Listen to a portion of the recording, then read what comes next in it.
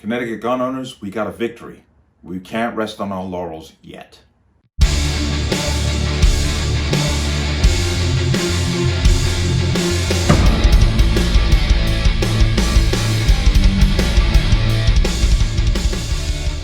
Welcome to another installment of the Connecticut Gun Bench. Today's video is brought to you by P.A.N. Firearms, LLC. P.A.N. Firearms for your NRA certification and multifaceted gun training.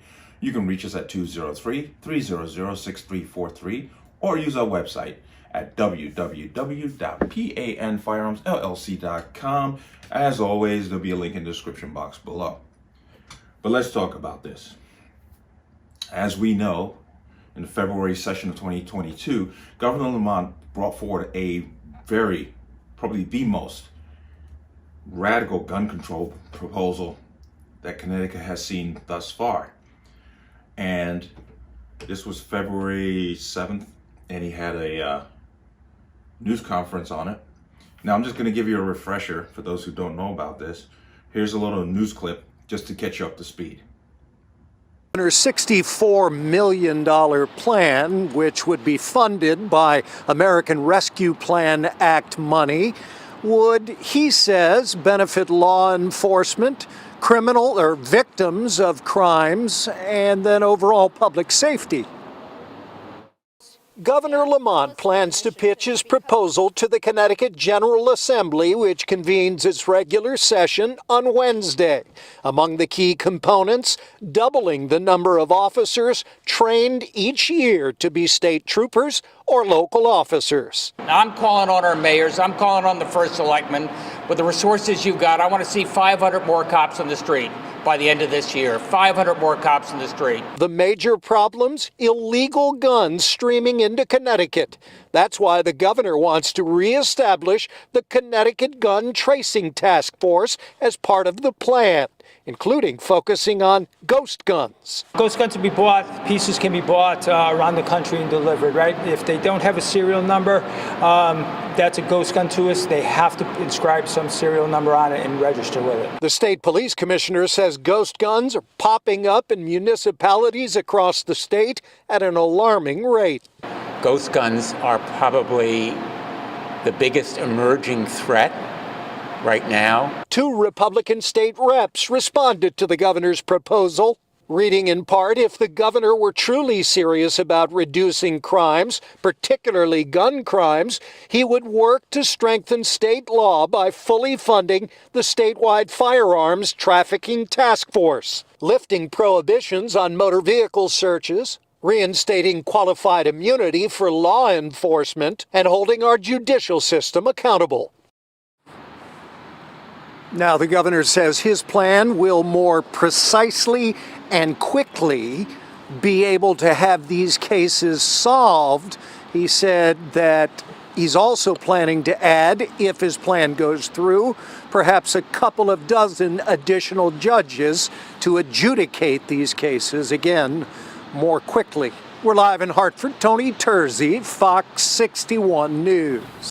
What has happened is March 14th of this year, they had a public hearing on numerous bills, but this bill, Governor's Bill number 16, was one of them. And a number of people, it went 15 hours, but a number of people spoke on it. Now, as of March 31st, this is an article from the CT Post, headlined, "Nearly all gun control measures removed from Lamont's Connecticut crime bill." Yay! You don't solve violence by making bans. But Governor Lamont's bill to address spiking gun violence in Connecticut cities advanced to the Senate floor on Thursday, but not before lawmakers removed the legislation's provisions to rein in illegal ghost guns and expand the state's existing ban on assault weapons. The pared-down version of Lamont's anti-crime bill was unveiled before the Judiciary Committee on Thursday, more than 2 weeks after Republicans and hundreds of anti-gun control activists sounded off against the governor's plans, which also included mandatory trigger locks, a state license for gun dealers, and language allowing police to stop people openly carrying firearms to request to see their permits. Nearly all of those provisions were stripped from the governor's bill, cutting its length from 52 pages to 3. That's a lot of stripping. The latest version of the bill includes $2.5 million over the next 2 years for a task force to work with neighboring states on investigating the proliferation of illegal guns flowing in across state lines, as well as a new working group to study the feasibility of setting up state licensing systems for gun dealers. Republicans on the committee, who had previously chafed at the bill's onerous gun restrictions, instead praised their Democratic counterparts for settling on a bipartisan agreement. All but 2 of the Republicans on the committee ultimately voted in favor of advancing the bill. It's great to see the collaborative effort to put a bill forward that really strikes to the root problems of gun violence in the state, which is the criminal element of it. Ding, ding, ding, says State Rep Greg Howard, R. Stonington. In response to the committee's actions on Thursday, a spokesman for the governor's office said Governor Lamont still believes in the bill that he proposed. Yes, he believes in all the banning and telling good people what they can and cannot do, which has nothing to do with violence. Violence is a criminal act. But of course he still supports what he has. But he's a one-minded person and he really isn't flexible. Jeremy Stein, executive director of Connecticut Against Gun Violence, said the decision to cut most of the contentious aspects of the governor's proposal would allow lawmakers to focus on the other legislation, establishing a commission to oversee community anti-violence programs in cities like Hartford, New Haven, and Bridgeport that are experiencing a surge in shooting and homicides. Now, it's just a lot of double speak, but there's an interesting statement here. Homicides in Connecticut rose to their highest level in nearly a decade in 2020, according to FBI crime statistics, even as overall levels of violent crime fell. Experts say the sudden spike in gun violence across the nation in 2020 is likely correlated to job losses and declines in police presence caused by the pandemic. No, when you go out there and demonize the police force and basically demand that they be defunded and to demoralize them, well, this is the end result. Though the exact cause for the increase in shootings and homicides remains under debate. Homicide rates in Connecticut and the nation remain well below their peak in the early 1990s. Just remember there's an FBI report that clearly shows that violent crime had been on a steady decline for about 3 decades. So, Republicans who opposed the governor's original package of anti-gun violence proposals faulted Democrats for ignoring an existing task force aimed at combating firearms trafficking, despite previous calls by Republican lawmakers to guarantee funding for the task force. Now, this just goes on and on, but let me come out of this.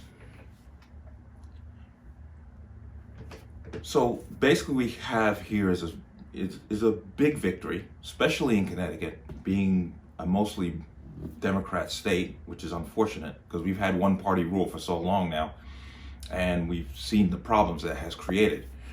But we managed to literally, no pun intended, dodge a bullet.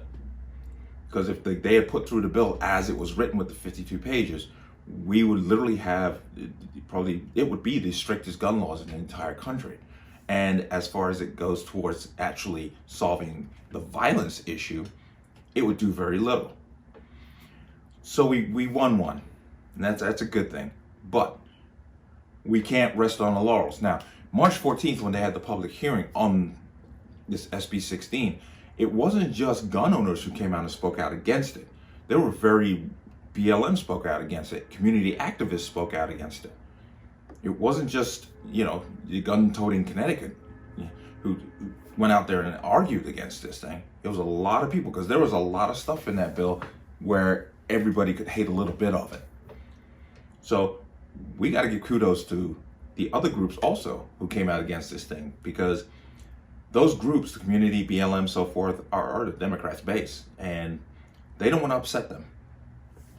That's another video, but so we can't rest on our laurels, because this stuff never goes away. It never disappears. What they did was take those chunks of the bill out, left it to 3 pages, but those pieces are still around, and they'll come up next year, or the year after, or the year after. They will always be recycled. In other good news, The House Bill 5416, which is the bulk purchase of firearms, that has been defeated. That did not make it out of the committee. Also, 5397, declaring gun violence as an epidemic, that also failed. But they did move forward, I believe it's House Bill 477. Now, House Bill 477, the bill is an act concerning the public health of residents of the state. In that bill, Section 7 is on page 8. I'm just going to brief over it. I'm not going to read the whole thing.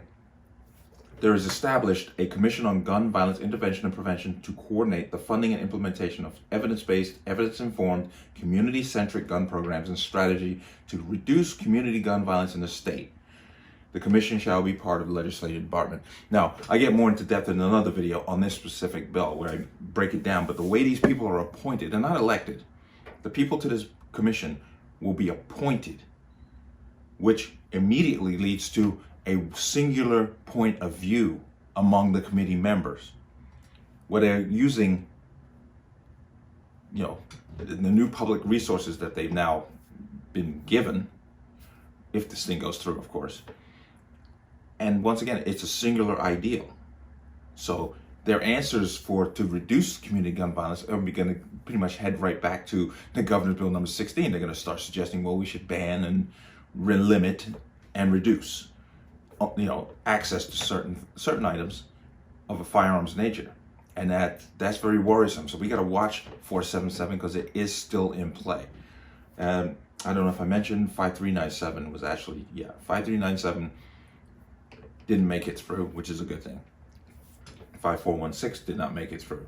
But this bill here still establishes a committee to basically investigate and study gun violence from the health perspective. So we got to keep an eye on that and see where that's going to go. But to summarize, we have a victory, but we can't sit back and just exhale and say, oh, everything's fine, because like I said, this stuff never goes away. It always keeps coming back. 5416, bulk purchase of handguns, that's been around for a couple of decades, if I remember correctly.